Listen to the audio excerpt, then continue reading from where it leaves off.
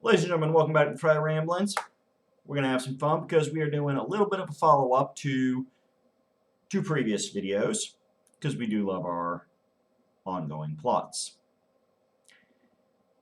You see, we discussed both the real-life Cannonball Baker Run and the various Cannonball Run films that were inspired by that real-life race challenge. Now, the first Cannonball Run movie was made by Hal Needham and, of course, starred Burt Reynolds.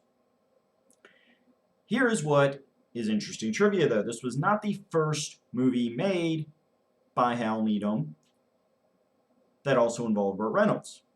See, Hal Needham was a former stuntman, and his first idea for a movie also involved cars and is what got him working with Burt Reynolds for the subsequent Cannonball Run films. And this would be a film series known as Smokey and the Bandit. And it is a wonderful thing. We got a trilogy of movies out of it. Well, kind of more than a trilogy. We'll discuss that in a minute. But here's the base, and that is the classic Smokey and the Bandit Trilogy. Now, obviously, we start with the first movie, Smokey and the Bandit, which is a 1977 film starring Burt Reynolds, Sally Field, Jackie Gleason, Jerry Reed, Pat McCormick, Paul Williams, and Mike Henry. The film follows Bo Bandit Darville and Cletus Snowman Snow, two bootleggers attempting to illegally transport 400 cases of Coors beer from Texarkana to Atlanta. While the Snowman drives a truck carrying the beer, the Bandit drives a 1977 Pontiac Trans Am to distract law enforcement, known in the bootlegging world as blocking, keeping the attention off the Snowman. During their run, they are pursued by Texas County Sheriff Buford T. Justice.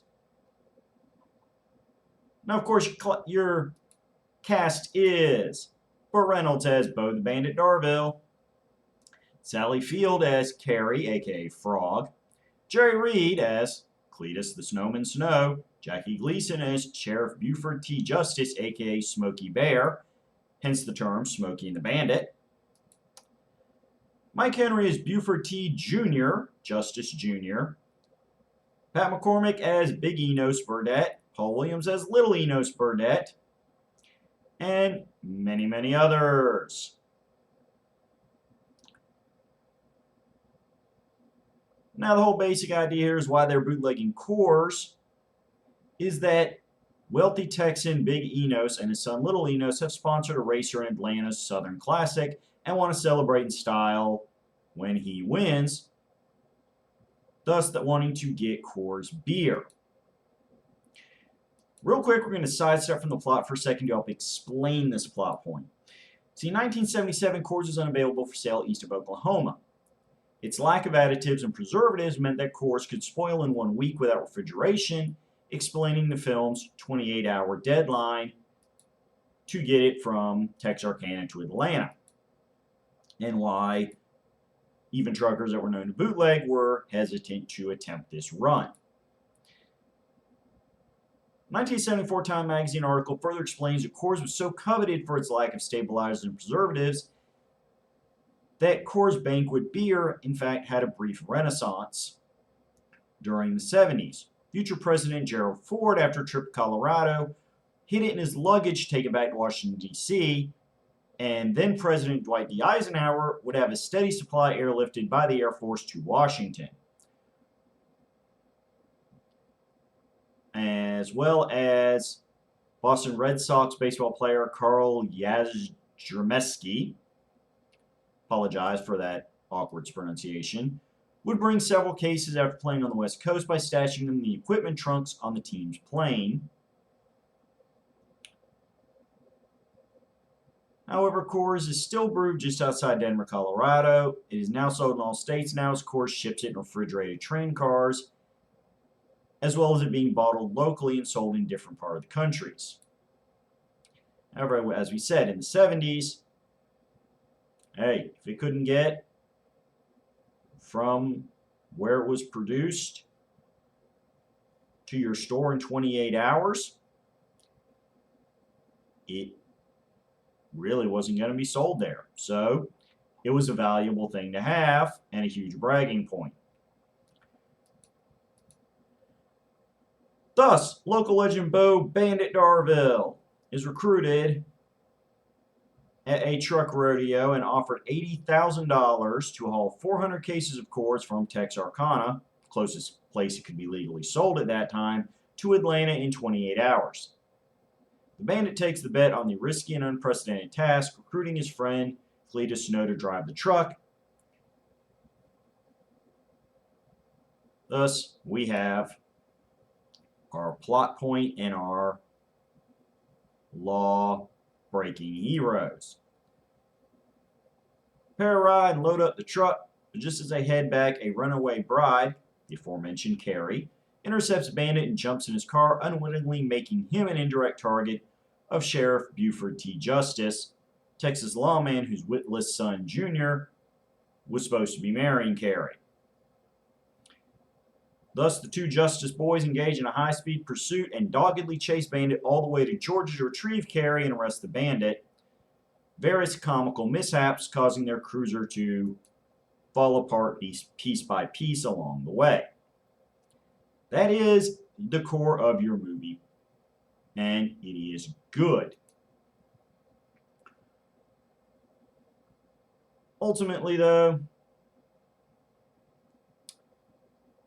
tensions would rise as the hard-to-pull-off run gets closer and closer to the finish line, including various other colorful characters being recruited to help the snowman out via CB radio. Despite the fact that none of the police that are chasing the bandit know of the illegal manifest in Snowman's truck. While Bandit himself is not fully aware of Carrie's relation to the younger Justice boy, or marriage proposal plan, him thinking this is just all part of the bootlegging.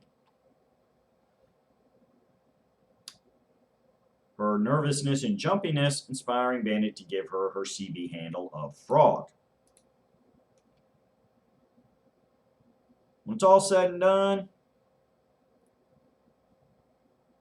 they arrive 1 minute after time, but instead of taking the payoff, Carrie and Bandit accept a double or nothing offer from Little Enos, a challenge to run up to Boston and bring back clam chowder in 18 hours. Using one of Big Enos's many Cadillacs to escape the police as they arrive at the racetrack.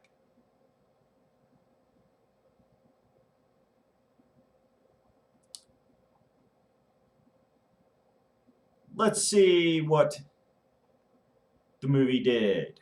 Financially, it had a budget of $4.3 million, as Al Needham, knowing he was a stuntman trying to be director,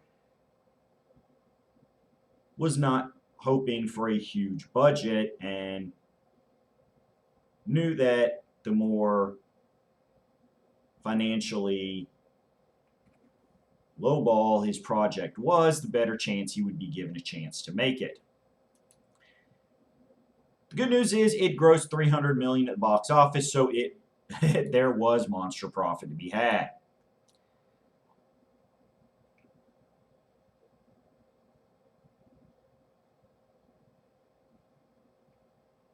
However, with Reynolds' salary at $1 million, Hal Needham was ultimately only left with $3.3 million to make the film of its $4.3 million budget, which meant that their budget, which was originally ranked at $5.3 million, meant that they had to spend 30 hours revising the shooting schedule. The film's theme song, Eastbound and Down, was written virtually overnight by Reed, and Needham loved it, in fact threatening to choke Reed if he changed one word or note on the song. It would go on to become one of Reed's biggest hits and his signature song. as well as just a legendary song in general. Film also helped spur on the 70s CB radio fad. Smokey and the Bandit, along with Dukes of Hazzard, helped the fad go full-blown national. In fact, 3 actors from the main cast of Dukes of Hazzard appear in small uncredited roles in Smokey and the Bandit. Ben Jones, John Schneider, and Sonny Schroyer. And in return, Burt Reynolds would... Excuse me, not Burt Reynolds. Yeah. Burt Reynolds portrayed Boss Hogg in the 2005 film adaptation of The Dukes of Hazzard. And Reynolds is referenced by name in several early episodes of the series. Little friendly crossover fun. Yeah. Boss Hogg was originally portrayed by Sorrel Book in the TV series. What's interesting to note is that the 1977 Pontiac Trans Am used in the movie was a car that had not actually been officially released when Hal Needham chose to use it in the movie. He had seen, being a former stuntman and a car guy, he had seen previews of the Trans Am and knew it would be the perfect signature car for the movie. Needham himself often referring to it as a character. Contacted Pontiac and the agreement was made that 4 1977 Trans Ams and 2 Pontiac Le Mans 4-door sedans would be provided for the movies. Trans Ams were actually technically 1976 model cars with 1977 front ends. The decals were changed to 77 style units to make them look right. Besides Eastbound and Downs, there was also Westbound and Down, Foxy Lady, Orange Blossom Special, If You Leave Me Tonight I'll Cry,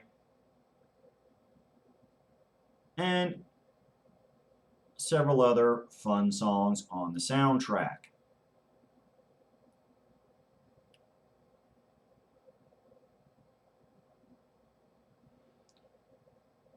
Critical response over the years has largely been positive. On Rotten Tomatoes, it has a 74% rating based on 35 reviews. Site's consensus states, not much in the head, but plenty beneath the hood. Smokey and the Bandit is infectious fun with plenty of car wrecks to keep your eyes glued. Leonard Maltin gave the film a 3 out of possible 4 stars, characterizing it as about as subtle as the Three Stooges, but a classic compared to the many sequels and countless rip-offs which would follow. Gene Siskel gave the film 2 stars, complaining the film failed to tell the audience when the clock started on the bill run, thus reducing suspense, and that Bandit's lack of awareness that Sheriff Buford is actually chasing Carrie and not him was a bit of a plot hole. However, the film editors were nominated for the Academy Award for Best Film Editing, and Alfred Hitchcock has claimed the film was one of his favorites. Billy Bob Thornton once told Burt Reynolds that Americans from the region where the film is set consider the film to be less cinema and more documentary. The film made the 1977 Pontiac Trans Am extremely popular, sales almost doubling within 2 years of the film's release, outselling the Chevrolet Camaro counterpart for the first time. Also favored from the movie is the Diablo sandwich ordered by Sheriff Justice in the Arkansas barbecue restaurant scene, although there is some debate over the composition of the sandwich. Whether it be, some have claimed it is a Sloppy Joe style recipe consisting of seasoned ground beef, corn, and sour cream. Others, based on images from the film and the shooting location of the scene, claim it would be based more on pulled pork with hot sauce. However, sources from East Texas, where Sheriff Justice was allegedly from, claim that there's already a regional delicacy known as the Diablo sandwich, which consists of any of various Louisiana-style hot sauces on Texas toast-style bread alongside the Pittsburgh, Texas famous Pittsburgh hot links.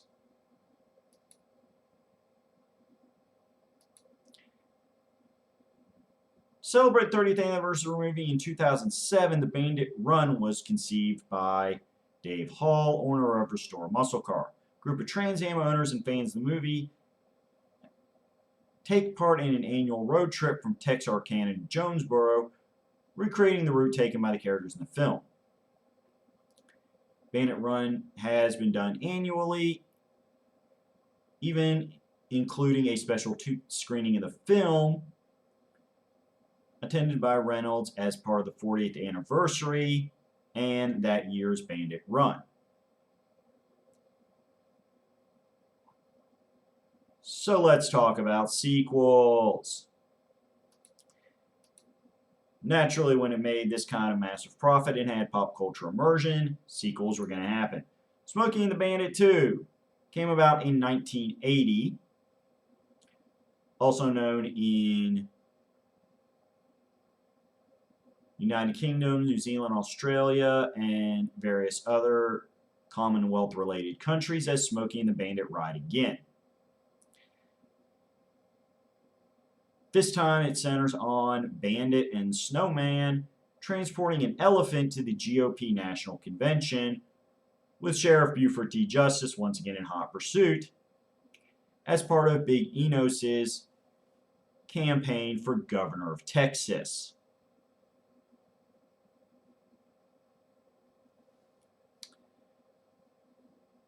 Because it's not enough for Big Enos to be rich, he's got to get into politics and get political power too.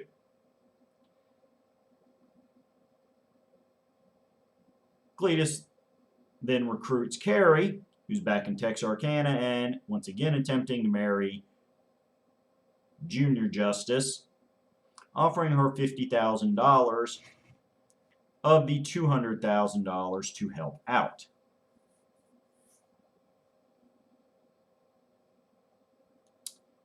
She agrees and once again becomes a runaway bride, despite the fact that her and Bandit had had a messy breakup between films. She still has some romantic feelings for him, however claims she's only in it for the money due to their lingering issues they need to work out.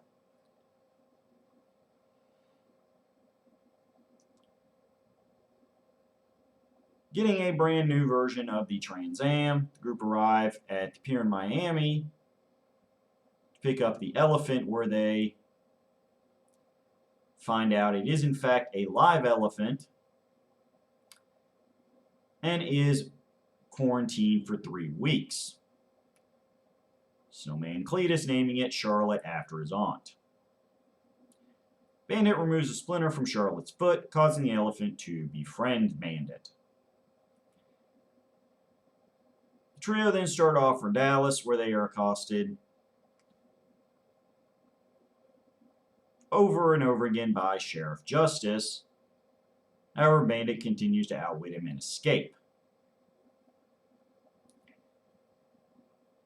Stopping for fuel, they notice something wrong with Charlotte and recruit an Italian gynecologist, played by our old buddy Dom DeLuise, who you may remember worked with Burt Reynolds in Cannonball Run movies and would subsequently work with him in other projects over the years, such as All Dogs Go to Heaven.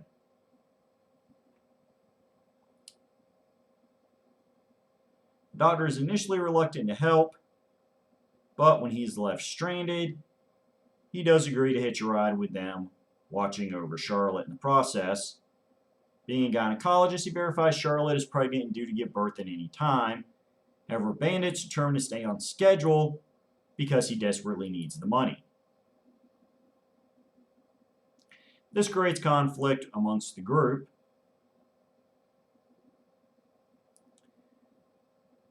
However, when it's all said and done,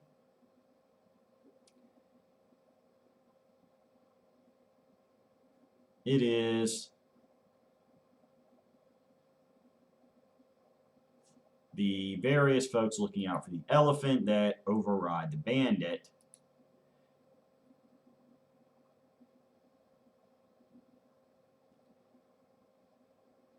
Carrie chastising him, claiming that the bandit needs to learn to like himself again.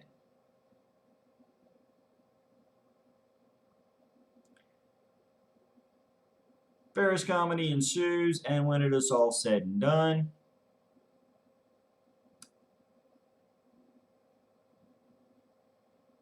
Bandit realizes that doing what is best for the elephant and its baby, as well as his friends, is more important than the money.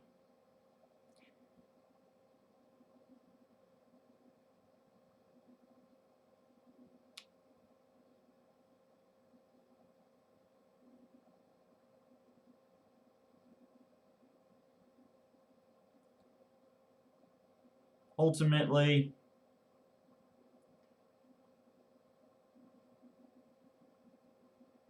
it is implied that they do make the delivery successfully, but only after everybody has made up with each other, and it is a happy ending. Except for poor Sheriff Buford T. Justice, who is now pursuing them in a Greyhound bus. Now, this is a pretty good movie in and of itself. Dom DeLuise does a great job adding to the cast and helping vary up the interactions, which is important to do so a second movie doesn't feel redundant after seeing the first one. As far as money went, it has a $17 million budget and made $66.1 million, which means that it did make a profit. Although it was not quite the profit of the first movie, it is still a successful movie. However, unlike the first movie, the film has generally received negative reviews from critics. Rotten Tomatoes, it only has a 29% approval rating. Roger Ebert giving it 1 out of 4 stars.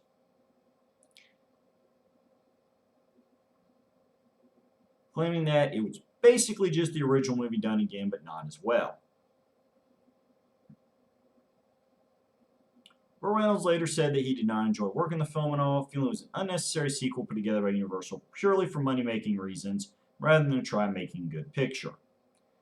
Whew, if you thought of that, it's no wonder we ended up with what we did with Smokey and the Bandit 3, which was made in 1983. Burt Reynolds himself only makes a small cameo appearance, and there is no contributions from Hal Needham or Sally Field or newcomer Dom DeLuise, only keeping Jackie Gleason and Jerry Reed. This time, Sheriff Buford T. Justice is the star.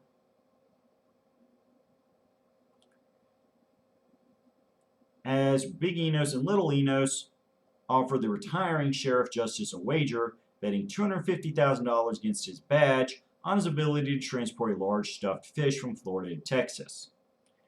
Buford originally rejects the wager and retires, but realizing retirement is not something he is mentally ready for, decides to accept Enos's wager, getting his son Junior to help him pull the drive off.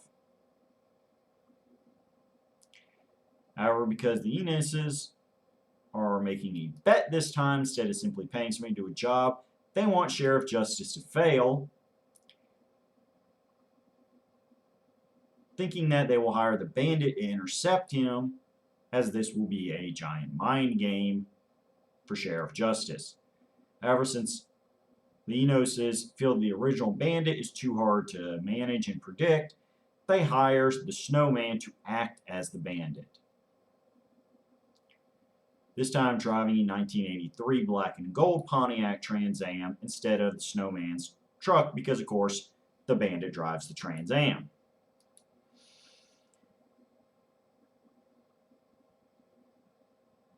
So the race is on. This time it is Sheriff Justice being chased by the Bandit, which means it is a amusing role reversal.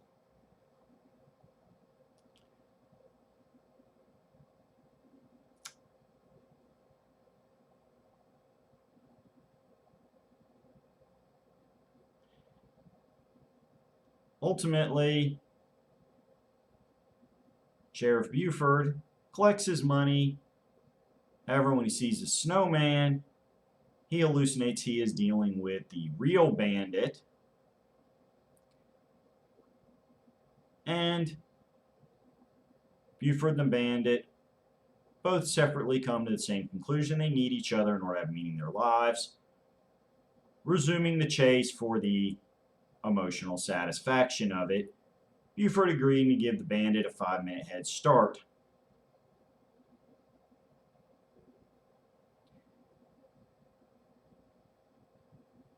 Now, how did the film do financially?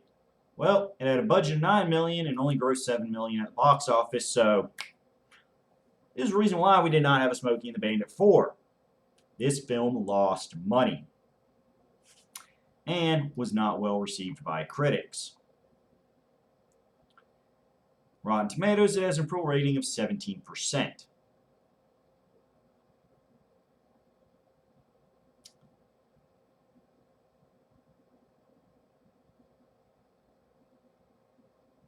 But it was enough to kill the franchise.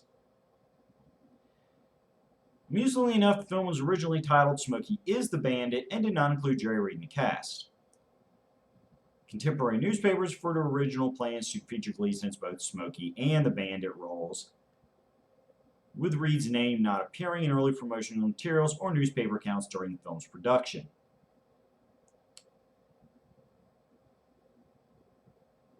However, test audiences reacted poorly to the initial scenes filmed, finding Gleason's two roles confusing, so the studio opted to do reshoots in April. The Bandit scenes reshot with Jerry Reed playing the role. Others claim that the title was more literal, that Gleason was to play only Sheriff Justice, but the character would fill the role of the Bandit by taking the Enos family's challenge.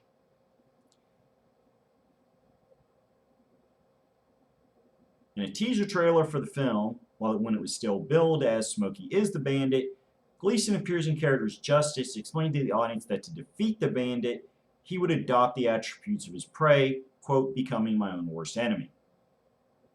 However, a publicity still of Gleason apparently shows him in costume as the Bandit, so this is one of those folklore legends that there's evidence for both versions of it. Still, they decided to go with the term Smokey and the Bandit 3, and it is what it is. However, there is a little bit of a footnote to this, and that is that the Bandit franchise was eventually resurrected by the Desperate. A made-for-television spin-off film series based on the franchise was produced by Universal Television for their action-packed programming block. Hal Needham would return to direct them. However, there is no cast in common with the main films. This time we have Brian Bloom starring as a younger version of Bo the Bandit Darville. The series serving as essentially a soft reboot as it takes place in present-day 1994. And the car featured in the series is a Dodge Stealth.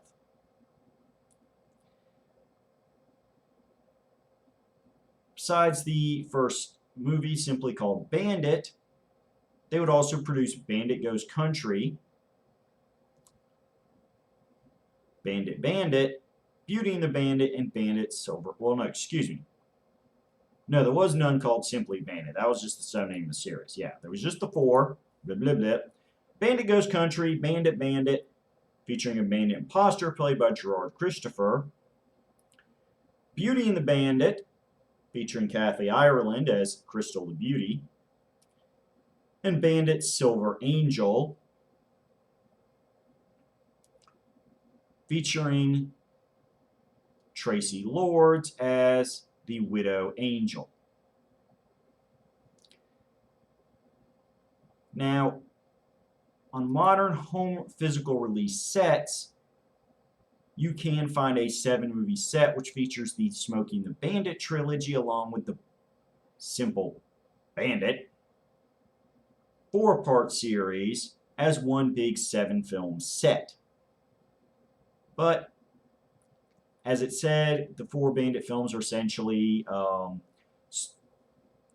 continuity reboots and are not necessary if you just want to watch the original trilogy.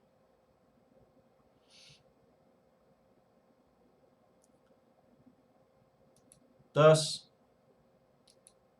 we're going to let you off with that.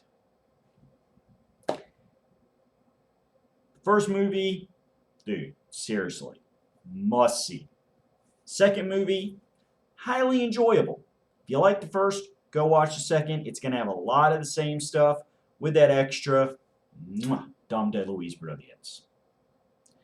One of my favorite comedic actors of his era. Truly do miss him. He and Burt Reynolds had wonderful chemistry together.